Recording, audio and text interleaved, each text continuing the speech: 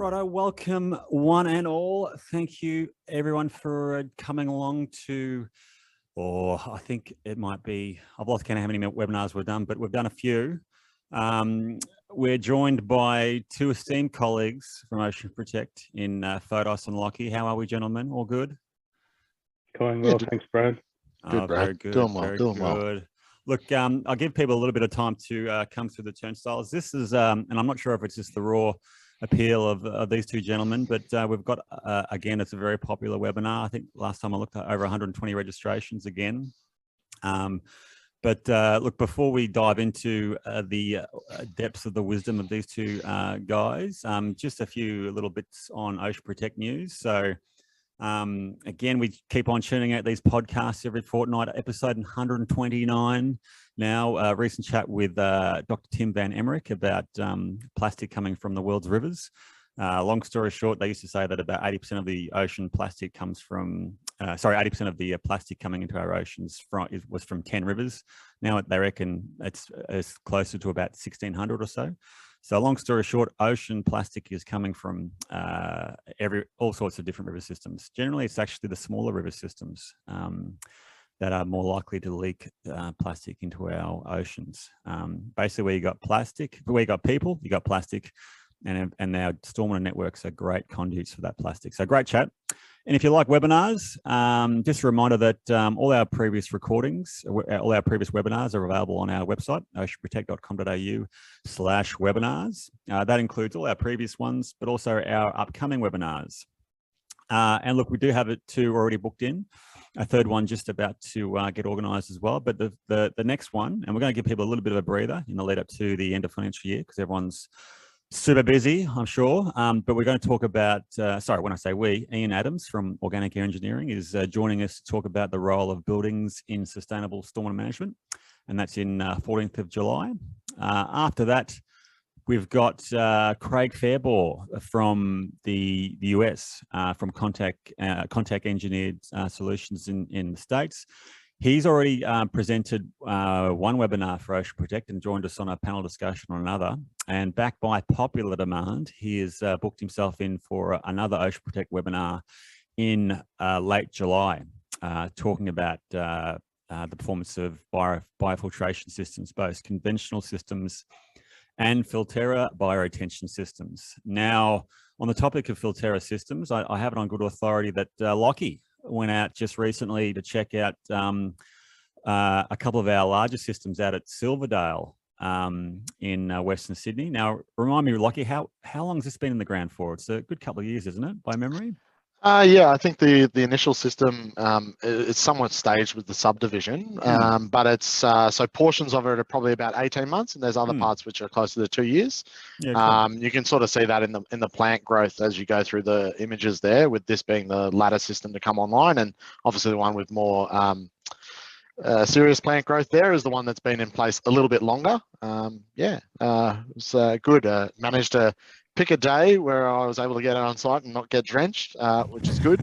So I did a little bit better than Mr. Wicks there, because last time he went out there, I think it was a little bit torrential. However, that resulted in some good videos as well. Yeah, no, look, honestly, looks great. And it's worth noting that this bioretention system would have been 5 times bigger if it had been a conventional bioretention system. So the developer obviously saved a bunch of land and still delivered a really good outcome.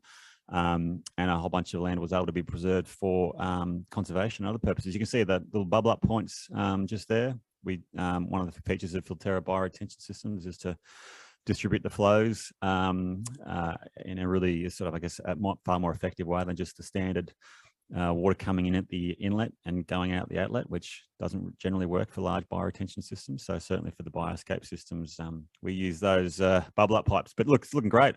But enough about Filterra systems. I might stop sharing my screen and let, as a Lachlan, I think, is going to be the one in charge. But again, thank you all for coming along today. We had a really popular session last. Oh, sorry, Lachlan, I just noticed one of your screens come across the other one, but there you go.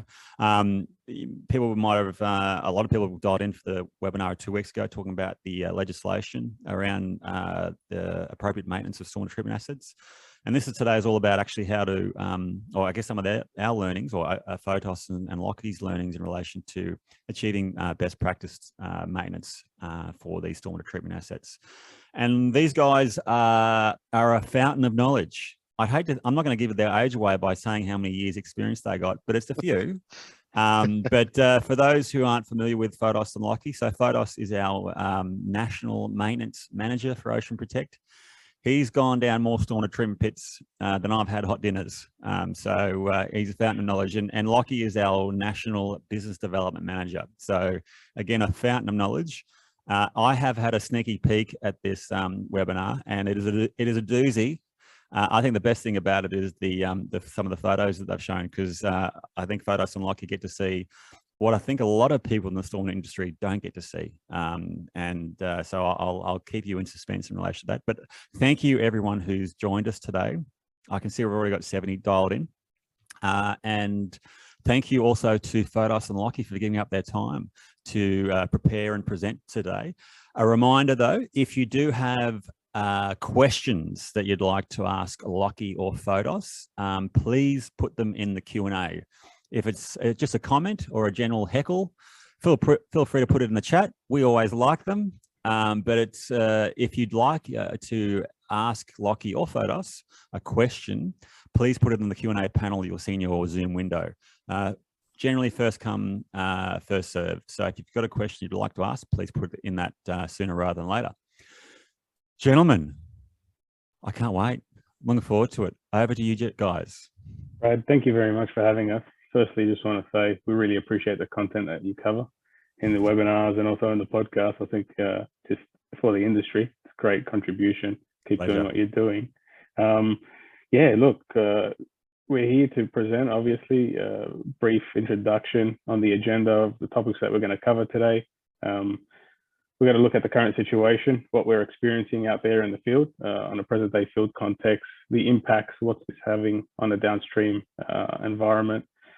Look, why are we here? Why are we in this situation? I guess ultimately there is a lack of maintenance. We all have experienced that and seen that across the board. I guess Ocean Protect's recommendations and our stance moving forward as to how we can alleviate certain issues that we're currently experiencing, and of course some advice around reviewing maintenance agreements and the best possible outcomes for all shareholders, especially the asset owners, because I think ultimately it's their responsibility to maintain these in the long term, and so really we should be enhancing them or giving them the best possible outcomes, we as professionals in the industry. To give you a bit of background on myself, I've been with Ocean Protect for almost 10 years. As Brad mentioned earlier, there's a heap of examples that we can start flicking through. A large portion of my role was really to assess existing stormwater treatment assets, and what have we found over the years. We found that the vast majority of the systems are receiving no maintenance. They're in poor conditions. There's definitely an emphasis on the planning and design stages, as we're aware. That's traditionally what we've been seeing, but the majority of assets are failing in the field, and so we need to do better. I don't think it's enough to see where we're at this stage, and just to give you a bit of an understanding on the size and complexity of this topic at hand, we're talking about hundreds and thousands of stormwater treatment assets not functioning. And so if we can lift our game collectively and collaborate, we can obviously come up with the solutions to implement effectual policy change or whatever we may be able to do. But I guess we're calling for the industry to thrive here. And there's obviously been a lot of talk about limited funding, limited resources. Well, let's put a solution to the problem and move forward. Locke, did you want to add? Yeah, look, I guess just quickly to tack on the back of what Fotos has said there. I've also been with Ocean Protect for nearly a decade coming up. And in my role, obviously involved with some of the design elements, some of the procurement and implementation of solutions, but also having quite a fair bit to do with our facilities team and the maintenance team in terms of what we actually see on the field. And to Brad sort of highlighted this earlier on for those who were on the call at the beginning, But this is sort of an insight to what Fotos and I see quite unfortunately on a regular basis. So, you know, unmaintained bioretentions are something that I think a lot of people on this call have probably seen because you can see them from the ground. They're quite easy. And we've all seen, I think, the generic sort of images of gross pollutant traps retaining a whole bunch of floatables. But there are, you know, a lot more examples that Fotos and I see in the field of devices that realistically are just not being maintained. It's quite clear that there's either no maintenance, minimal maintenance, or an attempt at real maintenance hasn't occurred. So we've obviously got a few examples there. There's a couple of Ocean Protect products in that example as well, with the storm filters in the top right and the bottom left. I probably won't comment on the functionality of that non-return valve there in the sump pit, but you can see, you know, that this sort of situation and what we see, I suppose, on a daily basis, Fotos, is really quite prevalent, even to things like pit inserts not being maintained, you know, and, you know, even more to that, the regularity of that maintenance as well. A couple more examples here, you know, storm filters again, a couple of other bioretentions there, the classic above ground next to a car park, high quality design going into those ones. But yeah, I mean, realistically, Fotos, I suppose this is what we see, but what do you feel the impact of this really is for all this lack of maintenance? Yeah, I mean, we'll go back to basic principles. The primary function of a stormwater treatment asset is to capture and retain pollution, and that's exactly what they're doing. So we're not here to discuss the functionality or the performance of a treatment device, but it's more, the perfect analogy is a car, right? You take your car to a mechanic, it gets serviced, there's no issues, there's a low ongoing cost to maintain that vehicle. Similarly, we want to make sure that stormwater treatment assets are functioning in the same fashion. So perfect example is you take your family to along the harbour a day or two after it rains. You know, why is there still pollution entering that harbour? Well, ultimately, you know, organic matter that's built up in these systems breaks down, emulsification processes are happening. There's a certain leaching into discharging into the receiving waterways, and so we definitely have a lot of work to do in this space, but that's why we're here. What are the impacts? There's obviously a lot of environmental degradation and some costly rectification work. So again, we want to ensure that we address the risk of doing nothing here, because a reduction in treatment performance long term, I mean, where do we stand 10 or 20 years from now if we don't do anything here? And so again, let's have a look at a few more examples over the coming slides. You know, this is a GPT, perfect example of a system that's been neglected, and also the downstream pit to those GPTs. And so you can just see it's almost this toxic, a very highly concentrated effluent material that's being discharged out of treatment devices. And so we really just wanted to flag this with you. As an industry, where do we go from here? Yeah, and I might just jump in there, Fotos. I mean, Fotos obviously mentioned the concept of a car and the maintenance. We often use it in the dealings that we have with the general public and maintenance because it's an analogy that they can relate to. But it's a good one. It's an apt one, because ultimately, you know, in these pictures here, and I'll show a couple of other examples in a second, but in these pictures here, the maintenance that was necessary to remove this sediment all in one hit required a far greater capital outlay from the asset owner than would have been the case had they implemented and had in place an ongoing maintenance regimen. If they were regularly maintaining this device, it would have been, you know, sediment in the sump of the gross pollutant trap. It wouldn't have been sediment beyond the upper deck of the gross pollutant trap for the entire sump capacity up to the outlet invert and into the downstream pit. Obviously, this also has other implications for this site in question. And in this specific example, it was flooding upstream that was the cause of concern from the asset owner, because obviously the pipe network is blocked. So they, weren't really on top of it from a maintenance perspective because they were trying to do the right thing. It was only when there was a direct impact upstream to their operation that it became, in their face and realistically something that they were going to do. And Fotos sort of touched on this as well, this idea of costly rectification. Here's an example of one of our products. It's a jellyfish filtration device where it was neglected. There's a massive amount of sediment that has entered the device. We were able to return that device to an operational capacity, but the cost associated with doing so was enormous relative to what would have been the case if regular ongoing maintenance was undertaken. The positive thing, and to Fotos' initial point, is that these devices are functioning up to a point. They're obviously doing their job. They're capturing the sediment and pollutants that we're designing for, and they're retaining it. But all assets, stormwater treatment assets designed to capture pollutants have a capacity, a limit to where they will capture no more, and the device will cease to operate. Another example here of a storm filter system. The example in the top shows, a system that was probably left too long. It was still rectified and we were able to get that system operational. But again, if you compare that situation where the hood and the media is absolutely destroyed to a residential site on the right where the media is the component that's being replaced, the housing is minimally refreshed and the media replaced, that's a far more cost efficient way of doing maintenance. And one of the big barriers that we hear a lot is cost. And to Fotos' analogy, regular maintenance is one of the best ways that we can keep costs down because it allows for those small issues to be rectified and dealt with rather than building into a long-term problem. Fotos, is there anything you wanted to add on those couple of slides, mate? Yeah, geez, the pictures tell 1,000 words, don't they?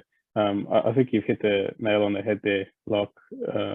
In terms of the ongoing, much more frequent, low labor-intensive site visits and geared towards monitoring, as opposed to this heavily excessive rectification works, is definitely the best outcome for the asset owner from a cost perspective, but also from an environmental perspective.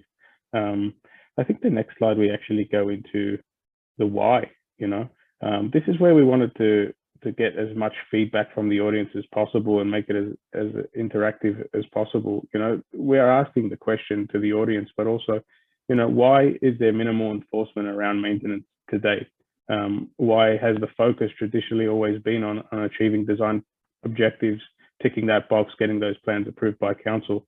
Why are we seeing lack of resources and funding across regulatory authorities?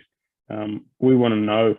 We want to open this up at the end, and we want to have a nice, frank discussion about why this is the case. And so I think we should also be looking into our recommendations.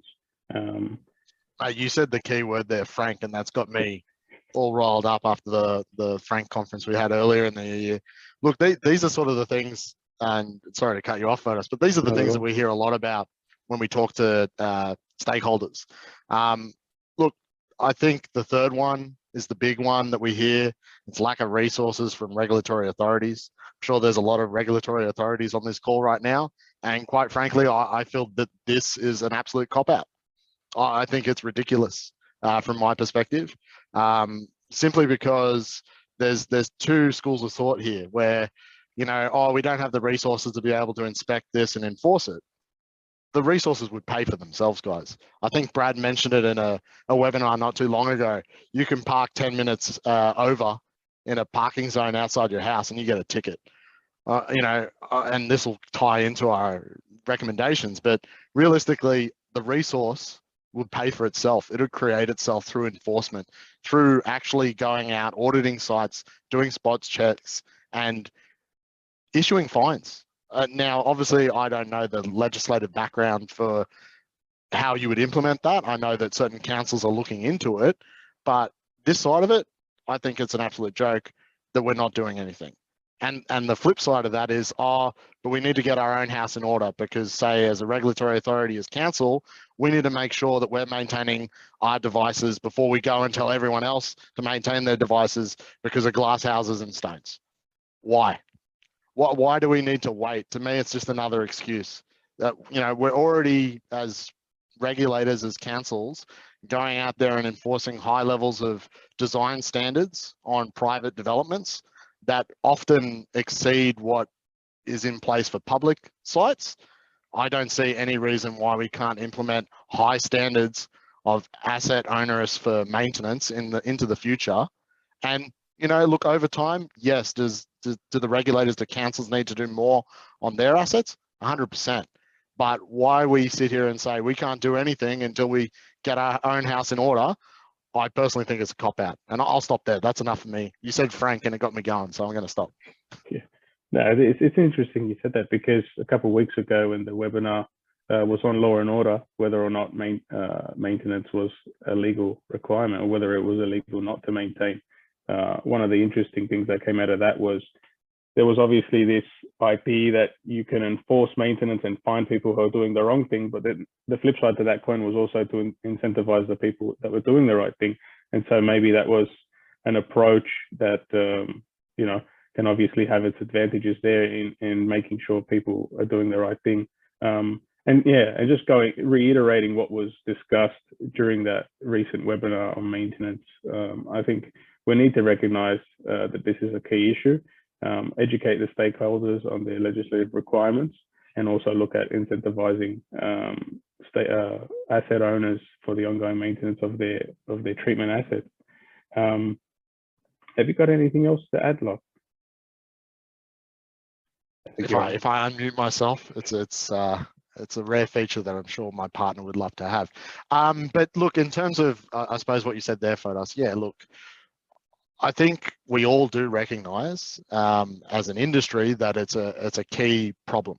I think the public recognises that the end result in these images is a key problem.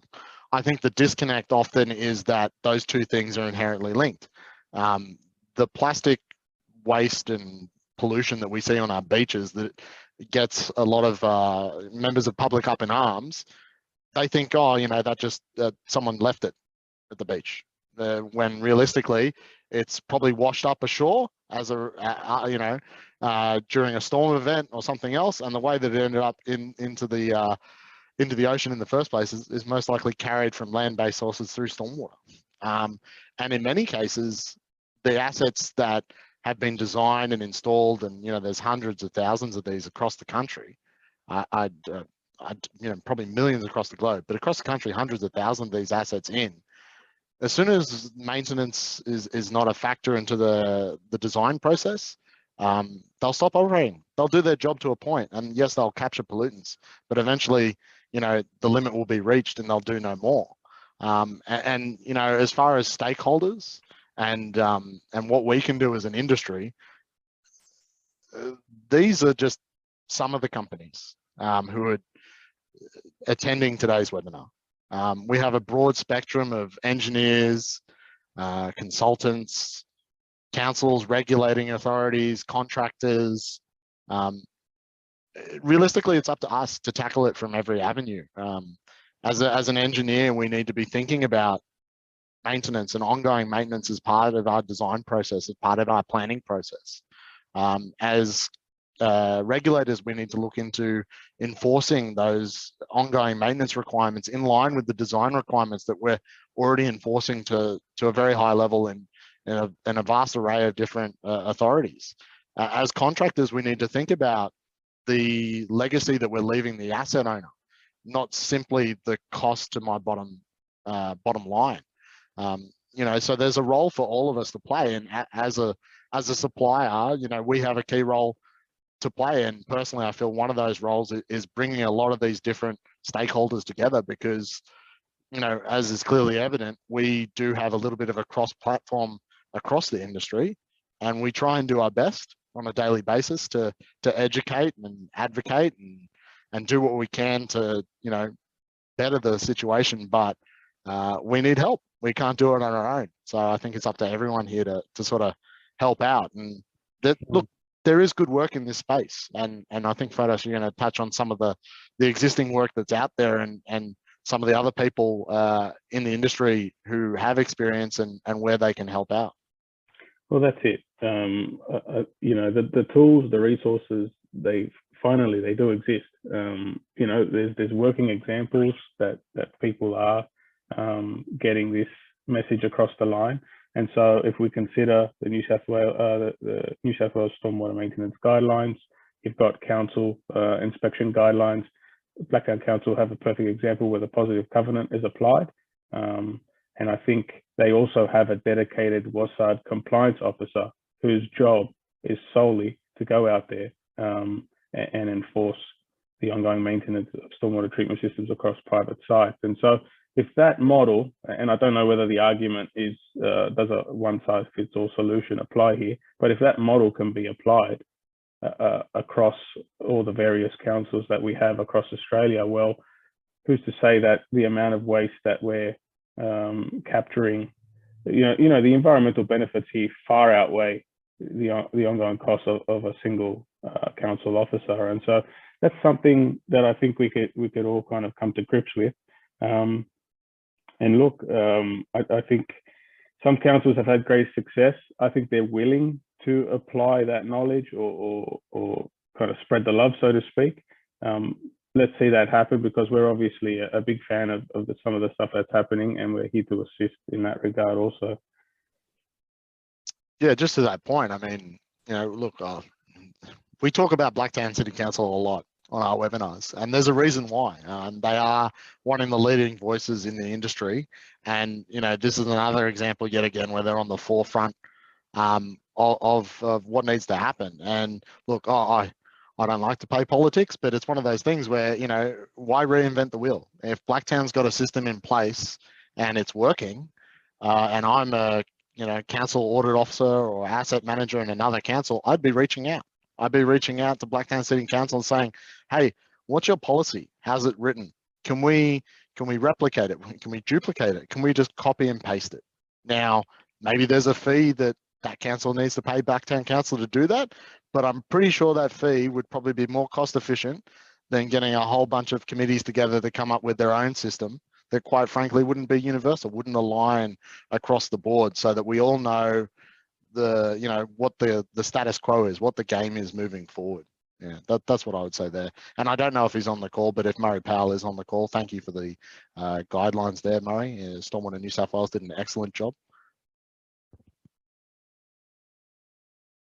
I think we'd also like to look at some advice with regards to the review of ongoing maintenance contracts. You know, the big points are to consider the inclusions and exclusions, making sure that you're getting your bang for buck.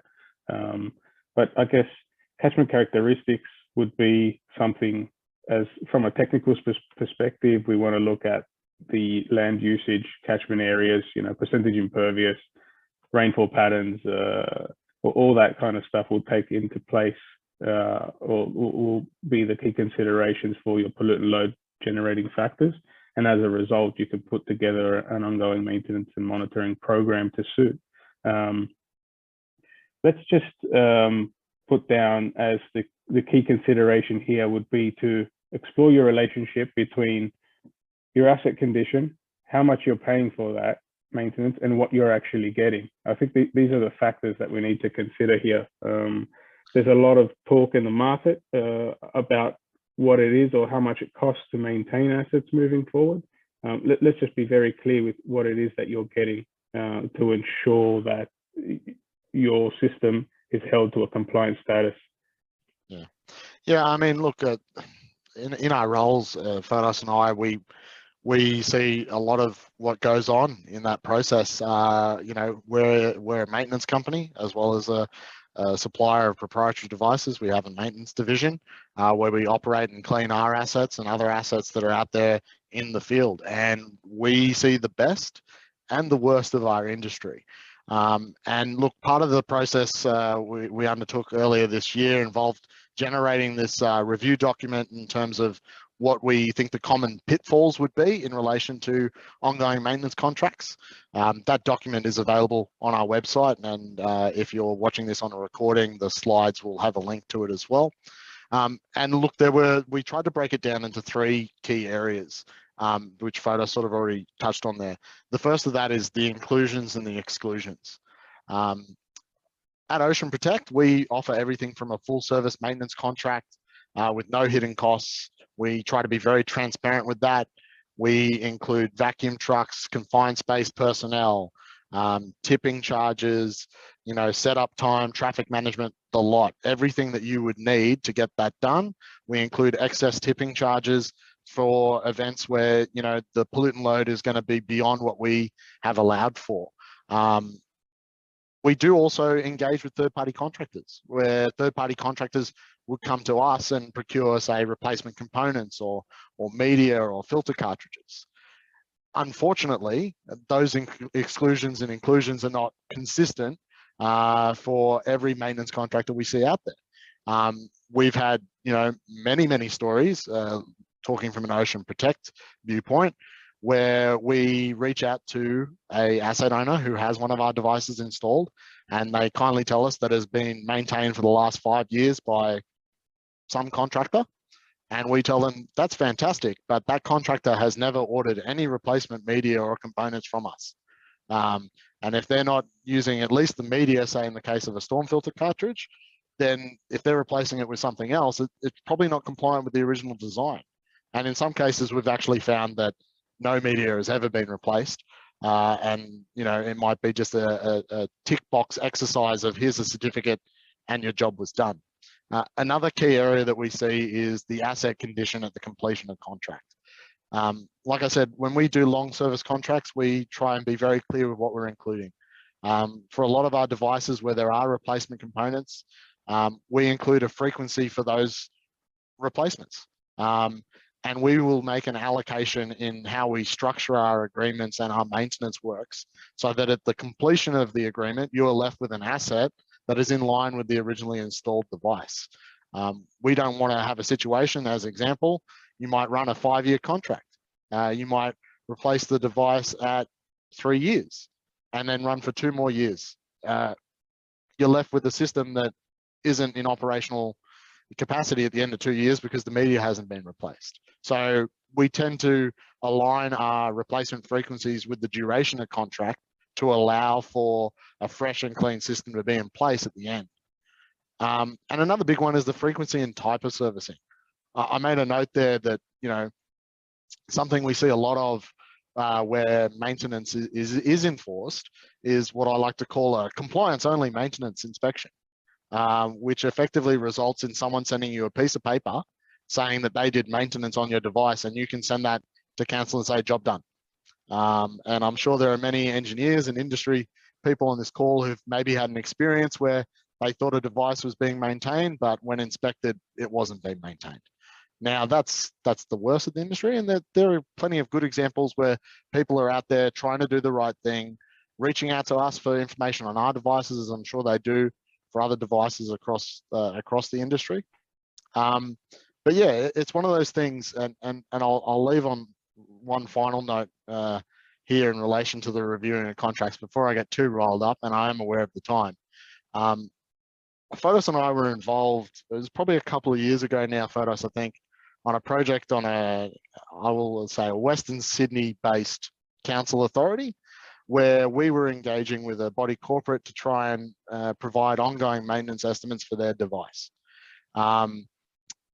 We put forward the typical inclusions, as you sort of see there, for our Ocean Guard and Stormfield product, as that's what was installed. We allowed for tipping, vacuum truck, confined space, the lot. Unfortunately, we were not successful in that maintenance contract, and that's fine. I have no problem with competition in the market. It's a great thing. As a capitalist, it's a fantastic thing to have competition.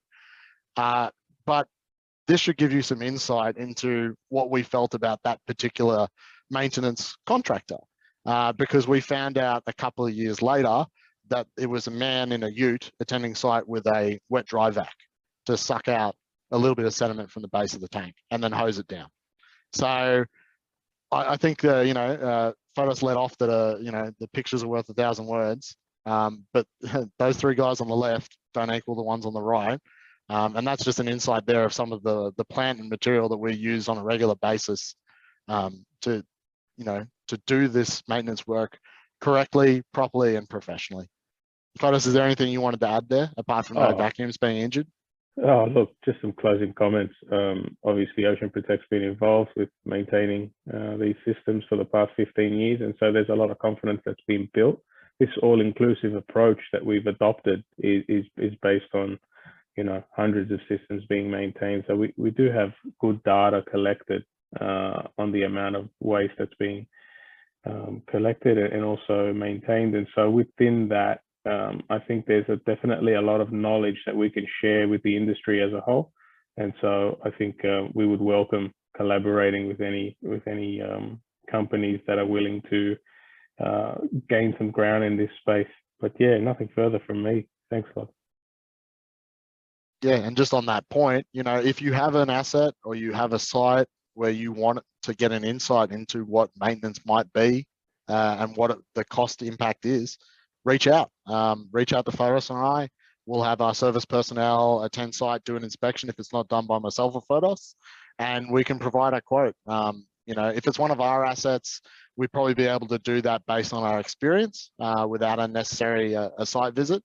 But again, to my point earlier about there's no excuse, I think as designers, we owe it to the asset owners to do that due diligence up front and incorporate that maintenance figure for our clients so that there's not a shock on what the ongoing maintenance is. Because that's one big barrier that Fotos and I do see a lot to maintenance is obviously cost, and I suppose a disconnect between a real world expectation of what that should cost versus what maybe people think it should be.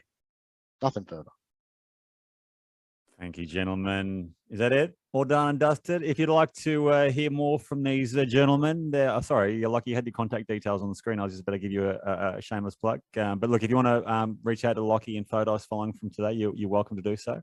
Obviously, this is an opportune time to ask these two gentlemen any question you might have as well. There's quite a few questions that have come through already, and a lot of people keep putting them in the chat. Just a reminder, if you have a question, please put them in the Q&A panel. Makes our jobs a lot easier, makes it more likely that we'll get your question answered. One of the very early questions from Prabhan Kayastha. Prabhan asks, and I'm not sure who best to answer this one. Prabhan asks, while selling the product by the worsted designers like Ocean Protect to the consumer, does Ocean Protect provide operation, maintenance, and monitoring manuals to the consumers? If yes, does Ocean Protect follow up for the monitoring of these treatment devices? Who would like to go first? I'll do the first part. Fotos can do the second part. It's kind of a double barrel question. Yep. Yes, we do. We provide O&M manuals for all of our products, and they're all available on our website as well. And if you, for some reason, aren't able to obtain them there, reach out to any one of us at Ocean Protect and we can supply it to you. And I think Fotos can probably comment on the second part because that was probably 90% of your job a few years ago, wasn't it, mate? Yeah. It's no, like I think trying to dive in a little bit deeper, the disconnect or the issue we have is possibly during the handover stage where all these documents like operations and maintenance manuals get handed over to an asset owner, and it goes and it sits inside a cupboard and no one ever knows. So it's a bit of an out of sight, out of mind situation where the asset owner isn't fully educated in what is in the ground and what's happening on their site. And so part of the role is almost to educate that person or bring that back to surface level so that they're fully aware. But yeah, we do obviously provide the full 360 solution from design, manufacturing, supply, install, and also maintenance. So we're more than happy to support you in that regard. Very good. Questions are piling through now. VR asks, some councils have imposed a positive covenant to developments for the maintenance of the system. Do you think it'll be better if all councils do the same? Yeah, look, the most effective approach, in my opinion, would be mandatory maintenance programs incorporated in development applications. I've seen that happen. Again, we're referencing Blacktown Council. I think we've even seen it in the Gold Coast. But Yeah, it's probably going to take a little bit longer to get over the line. That would be my initial step.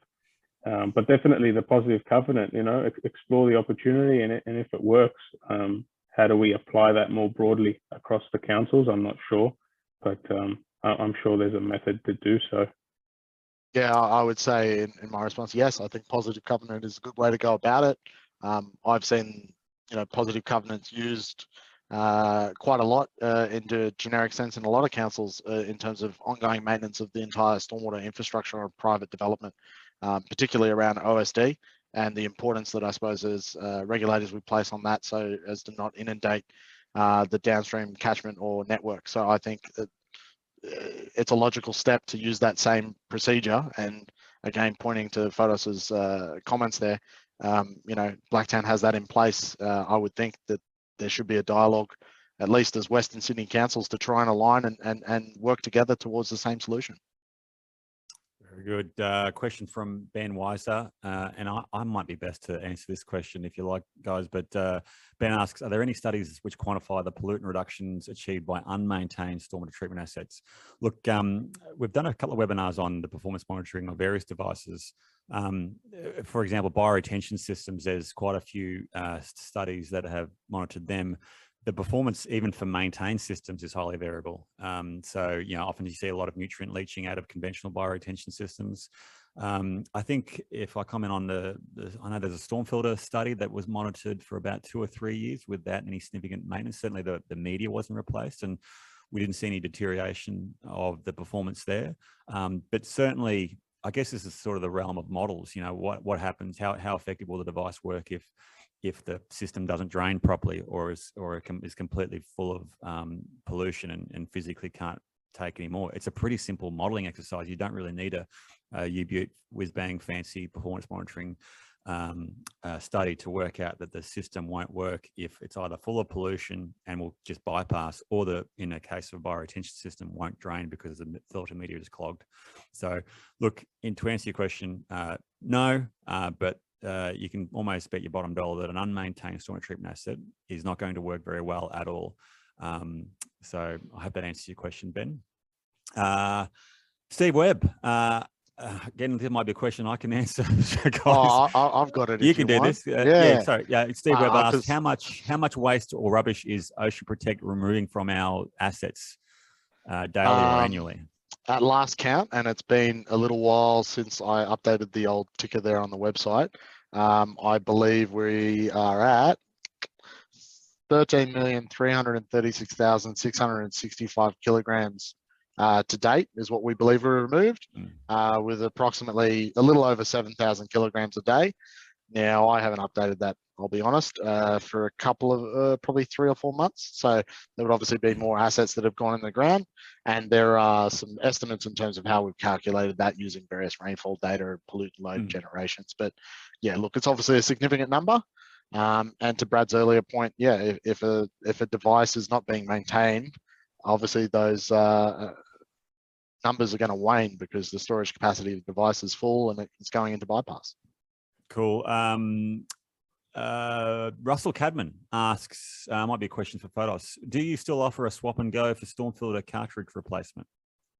Yeah, we definitely do. There's obviously situations where asset owners, site owners engage with a primary or head contracting plumbing group, and so in those scenarios, we obviously support the contractor and provide those swap and go options.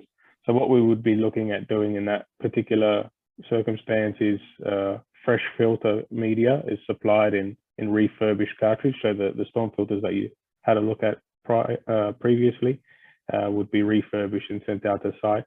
And so again, this is just one of the many cost-effective ways that we can reduce the ongoing costs for asset owners. Cool, thanks, Fotos. Steve asks, what public groups are Ocean Protect supporting, and what is Ocean Protect doing to give back and lobby for a collective change within the industry and community more widely? I've actually just chucked a couple of links in the chat. People might be familiar with the Zero Litter Ocean target that Ocean Protect and Stormwater New South Wales have been lobbying state and federal government on for 2 years now. we're actually get a little bit of insight into the success of that. And obviously the election's come and gone, but it still is being kicked around the halls of various parliaments. So, and there's more recently, I've included another link, CSIRO sort of established a working group of a whole bunch of different collaborators, including Ocean Protect, with the target of reducing plastic in our oceans by 80%. So look, the link provides further information there, but look, and obviously we are doing it, obviously other lobbying efforts through various other groups. So watch this space. It does, and it, look, in all seriousness, it does actually seem to be working. So we've been banging the drum about the need for appropriate maintenance and enforcement of maintenance for a while. And just in some of the comments I've seen come through, it seems like some councils are actually lifting their game in this regard. So that's a real positive. Ashok Sharma asks, are there any WUSD asset maintenance cost data published or can be shared for research purposes? So I can, you guys want to have a crack at that? I can have I was just going to say, I'm pretty sure there's probably some data from the myth busting webinar from earlier in April that would probably assist Ashok there, and I know that you put a lot of that information together, so I was going to handball that one to you. Brad. Yeah, you're right. Look, in terms of Ocean Protect squid data, Ocean Protect device cost data, we've got a very sound understanding of the costs to how to maintain our assets, and certainly these two guys certainly do. That's for sure.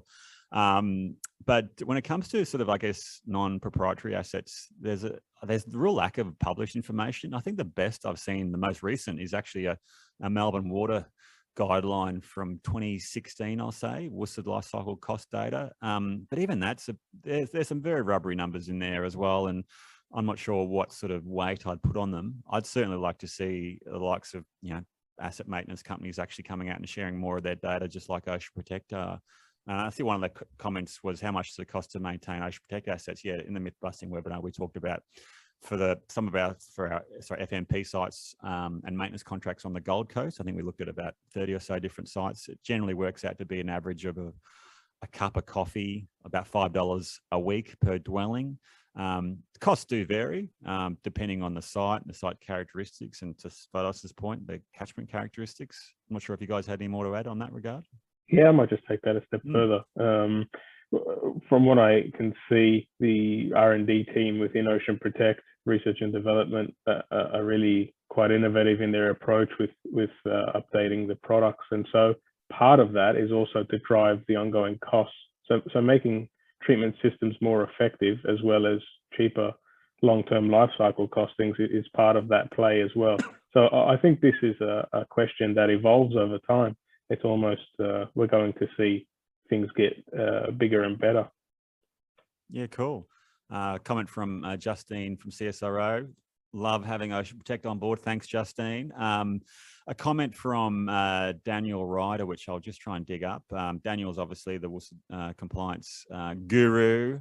Yeah, I was going to flag that. It's probably Council. Important to read that one out after we sort of threw him in the deep end there and said, everyone just copy what Blacktown's doing. Yeah, that's all right. Look, it was to stimulate dialogue, I think. Brad, absolutely. Is the term. And it has to be said, Daniel and Blacktown City Council have been very, very giving of their time to share their knowledge and expertise and their experiences. So I don't want to sort of book up Daniel's calendar, but feel free to reach out to him. But his comment here, and I'll just read it out, in response to the comments about Blacktown City Council's WUSD compliance program model. He would like to say that they've been working on a new model and they want to test that out before other councils try putting it in place, basically to make sure it works. However, this doesn't mean that that other councils can't start work in this space. Before they can implement the model, they will need to do work in the lead up, such as determining where their assets are, how development occurs at the council, who would be their WUSD compliance officer, and what legal options they have in place to enforce compliance, e.g. covenants and conditions of consent. And I'm happy to provide some guidance to other councils what they need to do before they start implementing our compliance model. They can send emails to wsud@blacktown.newsouthwales.gov.au. And I'll include that email in the chat so everyone's got it. So thank you for Damien. There's a question from Jude. Daniel, thank you, Daniel. Thank you, Daniel. There's a question from Jude about council maintenance get quotes to find the contractor. How is your maintenance contract value compared to others? I'm not sure if you guys can comment on that one. Look, I think it probably goes into the comments we had around reviewing maintenance contracts. It really probably comes down due to what inclusions and exclusions are present. You know, realistically, if it's a vacuum truck attending site to clean out, say, a GPT, I would anticipate that those costings would be fairly similar across the board, unless there's a vast difference in terms of the allocations for tipping and sediment removal and things of that nature. You know, obviously the vacuum trucks as an asset are quite expensive to procure up front, but generally speaking, there are a lot of contractors in that space who, you know, I would imagine would be able to offer comparable, if not competitive, quotations for ongoing maintenance of your devices, ourselves included, I would like to think. Cool. Jude also asks, do you sign a maintenance agreement when we supply our devices? I'll keep going. Sometimes, not always, not always. So it depends on the specific situation and circumstance. Fotos highlighted a couple of situations where there are conditions of consent that require developers to sign maintenance contracts as part of the occupying certificate for the development. So in those instances, we do sign maintenance contracts. We sometimes also have situations where head contracting builders, as part of their scope of works, you know, in their defect period, it might be longer than 12 months. It might be, you know, multi years, and they'll normally look to engage us or another maintenance contractor in the ongoing maintenance for that period. Noting that maintenance is not a defect, it's a bug all of mine. It's an expected outcome of a performing stormwater treatment asset. It will need to be maintained. It is not a defect. And then the other example is when we have our facility management plan, where we engage in an upfront situation to provide ongoing maintenance for the longevity of the device, you know, long-term 10+ year contracts with the body corporates and asset owners. So yes, but not always. Yeah, and it's worth noting a lot of maintenance contracts, sorry, a lot of councils require a long-term maintenance contract to be signed as part of the DA approval. For some reason, it's generally limited to proprietary devices, but to the points that have been made previously, that maintenance is required for any device. So I'd be suggesting that whether it's proprietary solution or non-proprietary, councils should be asking for a maintenance contract to be signed as part of any DA approval. Correct me if I'm wrong, gentlemen. Russell Cadman asks, what percentage of Ocean Protect assets that you have installed would you maintain? What was it at last count, Fotos? It would be, I'd say 15 to 20% of all assets. No, that's if you account for the other side with treatment, it's probably closer to 25-30, roughly. Yeah. And that's direct maintenance that we're involved with in some way, shape, or form. It probably doesn't include to Russell's, if it's the same Russell, I assume it's the same Russell. It probably doesn't cover Russell's earlier comment about swap and go.